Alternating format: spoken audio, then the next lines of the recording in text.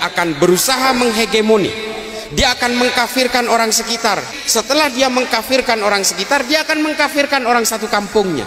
Bahwa musuh Islam tidak senang orang kembali kepada Al-Quran wa sunnah ala fahmi salaf. Itu perhatikan. Syaitan, iblis tidak senang orang kembali kepada Al-Quran, sunnah ala fahmi salaf. Setan, iblis tidak senang orang selamat dunia akhirat, gak senang. Orang kafir juga demikian, gak senang. Makanya mereka berusaha untuk apa? Untuk menjauhkan manusia dari pemahaman yang hak ini dengan mengatakan apa? Wahabi.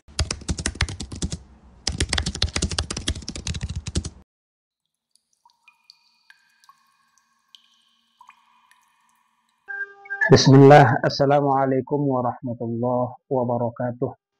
Alhamdulillah wassalatu wassalamu ala rasulillah wa ala alihi wa sahbihi wa mawalah.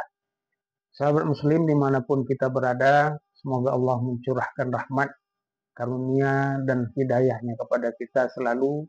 Amin ya rabbal alamin.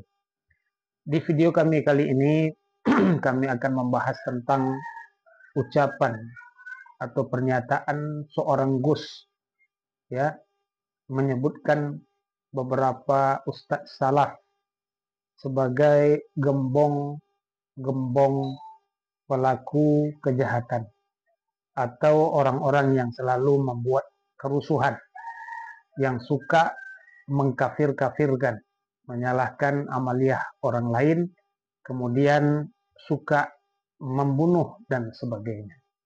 Beliau adalah Gus Islah, sahabat muslim, yang sekarang sudah berani dan sangat lantang menyebut nama satu persatu daripada ustadz-ustadz salafi tersebut, di mana dengan percaya dirinya orang ini menyatakan bahwa ustadz-ustadz tersebut adalah ustadz-ustadz yang memiliki misi dan tujuan tertentu, ya, untuk merusak NKRI ini, sahabat muslim.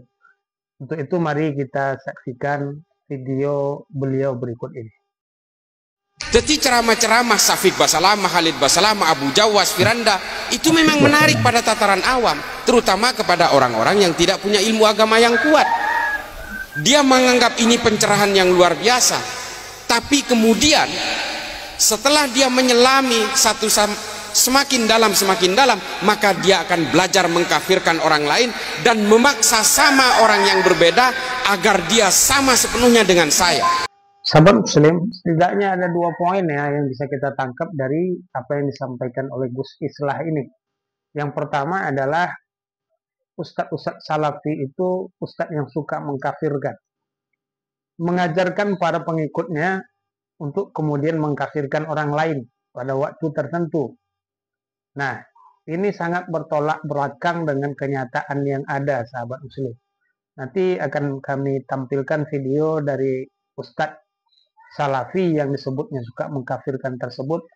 Apa pernyataan dari ustadz salafi terhadap orang-orang yang mudah mengkafirkan orang lain. Nanti akan kita tampilkan, sahabat muslim. Dan menurut kami ini sekali lagi adalah pernyataan dari Gus Islah yang sembarangan, tidak melihat kenyataan yang ada. Sudah berpuluh-puluh tahun ya, sahabat muslim, seperti Ustadz Yazid maksud kami, kemudian Ustadz Syafiq, bukan setahun 2 tahun mereka berdakwah atau berceramah di hadapan kaum muslimin. Belum pernah kita dengar ya, sahabat muslim, Ustadz Syafiq, Ustadz Firanda atau Ustadz Yazid, Ustadz Khalid mengkafirkan orang lain yang tidak sependapat atau tidak sepaham dengannya. Akan tetapi mengingatkan perilaku-perilaku atau hal-hal yang dapat menimbulkan atau membuat seseorang itu menjadi kafir atau menjadi musyrik, itu ada. Dan itu tujuan daripada dakwah, mengingatkan kaum muslimin agar jangan masuk atau terperosok kepada perbuatan kafir atau perbuatan syirik. Inilah tugas seorang ustadz. Hanya itu yang disampaikan oleh ustadz-ustadz tadi, sahabat muslim. Namun mengkafirkan seanu, sebut nama atau sebut kelompok, tidak pernah, sahabat muslim. Kami belum menemukan video beliau, para ustadz salafi ini melakukan hal seperti itu. Kemudian yang kedua poinnya adalah memaksa. La ikraha fid din, tidak ada paksaan dalam agama. Siapa ustadz salafi yang kita lihat memaksa orang yang tidak mau ikut kepada mereka dipaksa? Tidak ada sahabat muslim, tidak ada. Contohnya ini adalah ustadz yang tadi barusan disebut oleh Gus Islah tadi ya. Belum pernah kita temukan ada unsur paksaan kepada jamaahnya untuk mengikuti mereka. Kalau dia berbeda dengan saya, maka dia kafir, dia jahiliyah. Nah, ini produknya. Ketika dia sudah mulai mengkafir-kafirkan orang yang berbeda, maka dia kemudian akan berusaha menghegemoni. Dia akan mengkafirkan orang sekitar. Setelah dia mengkafirkan orang sekitar, dia akan mengkafirkan orang satu kampungnya. Setelah itu dia akan mengkafirkan satu kecamatan, satu kabupaten, satu provinsi, hingga akhirnya dia menganggap kafir orang senegara karena berbeda ubudiyah dan amaliyahnya. Dari situ kemudian muncul keinginan untuk bergabung dengan jaringan teror di Indonesia, untuk melakukan perlawanan terhadap negara dan untuk mengakselerasi dan melegalisasi halalnya darah kalian yang berbeda. Kemudian mereka bergabung kepada JI, JAD, JAK, JAT, JAS, MMI, MIT, MIB, NII, Khilafatul Muslimin. Ini adalah organisasi teror di Indonesia. Apa mereka ini? Semua penganut Salafi Wahabi. Saya bertanggung jawab dengan pernyataan. Ya itu tadi semangatnya pidato daripada Gus Islah ini sahabat muslim, ya, ditambah dengan meriahnya tepuk tangan daripada jamaah yang ada.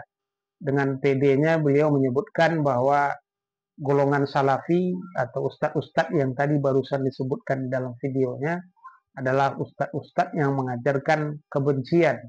Apabila tidak sepaham, tidak sependapat, maka akan langsung ditakfir atau dikafirkan. Jadi ustadz ini ustadz takfiri katanya. Kalau tidak sama dengan dia, kemudian dijauhi, kalau tidak dikafirkan. Kemudian lama-kelamaan akan bergabung dengan jamaah-jamaah yang suka meneror ya sahabat muslim. Subhanallah, ini luar biasa. Apakah orang ini, ya Gus Islah ini tak pernah melihat secara langsung bagaimana kajian daripada ustadz-ustadz yang tadi dituduhkan? Kami mengusulkan kepada Gus Islah agar sekali-sekali melihat secara langsung bagaimana dakwah daripada ustadz-ustadz yang disebutkan tadi ya sahabat muslim, supaya jangan menjadi dosa jariah ya. Kalau kebencian saudara atau Gus Islah kepada ustadz-ustadz tadi itu kemudian ditularkan kepada jamaah, maka menjadi dosa jariah. Selagi masih ada kesempatan ya sahabat muslim, kita minta kepada Gus ini agar mengoreksi diri, mengoreksi ucapannya. Kemudian setelah itu ya tentunya minta maaf kepada orang yang telah dituduh ya. Sementara yang dituduh itu tidak melakukan hal seperti yang dituduhkan kepada mereka. Sahabat muslim, kita saksikan video dari Ustadz Salafi yang disebutkan sebagai Ustadz yang takfiri tadi sahabat muslim berikut ini. Wahabi mereka! Wahabi mereka! Nah, Ustadz mau tanya nih tentang Ustadz yang sering mengatakan bid'ah. Kamu sesat. Kamu masuk neraka. Kayaknya nggak ada jamaah.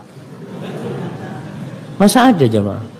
Kamu masuk neraka? Na'udzubillah, nggak boleh jamaah. Sedangkan tak seorang pun tahu dia masuk neraka dan surga kecuali Nabi SAW yang dan para sahabat yang sudah disebutkan oleh Nabi SAW. Bagaimana tanggapan kita kepada yang seperti ini? Yang ini nggak benar. Rasul SAW mengatakan, fa inna kulla bid'atin dhalalah wa kulla dhalalatin finnar. Naam, itu sabda Nabi SAW. Semua bid'ah sesat dan semua kesesatan itu di dalam api neraka. Benar sabda itu. Tapi menentukan fulan masuk neraka nggak boleh. Siapa yang menjamin? Orang melakukan perbuatan-perbuatan syirik, apakah langsung divonis musyrik keluar Islam? Nggak boleh. Memvonis orang, dia katakan musyrik, kafir, keluar Islam, nggak boleh. Perbuatannya syirik, belum tentu orangnya langsung dikatakan musyrik. Perbuatannya syirik, tapi ya, kan harus sampai kepada dia hujjah. Apakah dia tahu, apakah dia paham atau yang lain. Hatta Syekh Muhammad bin Abdul mengatakan, pada orang yang menyembah kubur Badawi, nggak langsung dikatakan dia musyrik.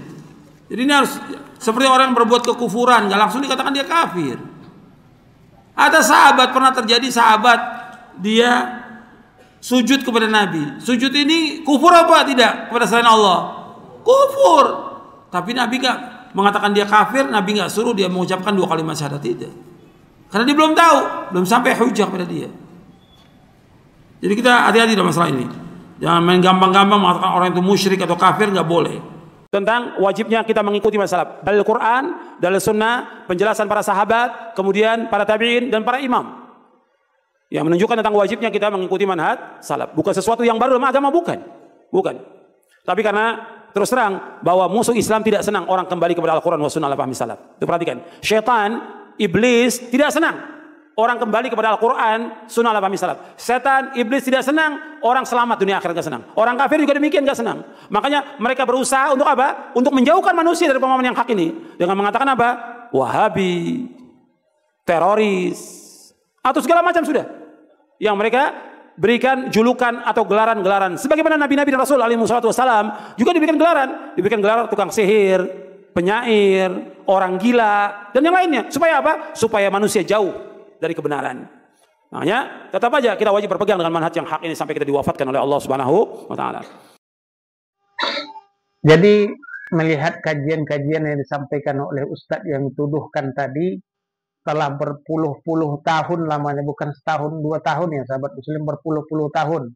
Seperti Ustadz Yazid Abdul Qadir Jawas, mulai dari muda beliau ya berceramah, berdakwah hingga beliau wafat, dan tidak ada menghasilkan murid-murid beliau menjadi murid yang suka takfir, mentakfirkan, mengkafirkan, kemudian suka membunuh, ya, meneror dan sebagainya. Tidak ada kita lihat. Bukan setahun 2 tahun. Begitu juga ustadz-ustadz yang lainnya, Ustadz Syafiq, Ustadz Khalid dan Ustadz Firanda yang tadi semua disebutkan oleh Gus Islah ini. Ya, bukan setahun 2 tahun, mereka sudah lama sekali berdakwah sahabat muslim, namun tidak kita lihat menghasilkan jamaah yang suka mengkafirkan, memusyrikkan atau membunuh saudaranya sendiri seperti yang dituduhkan tadi sahabat muslim. Nah, ini mungkin video kami pada kesempatan kali ini hanya bertujuan untuk meluruskan. Ini sudah beberapa kali kami membuat video ini. Ya, inilah usaha kami untuk meluruskan pernyataan-pernyataan yang tidak benar ya, atau tuduhan-tuduhan yang tidak semestinya yang dilontarkan kepada ustadz-ustadz salah. Saudara atau sahabat muslim semua, mohon maaf atas segala kesalahan dan kekurangan. Kami mengucapkan barakallahu fikum jami'an. Wassalamualaikum warahmatullahi wabarakatuh.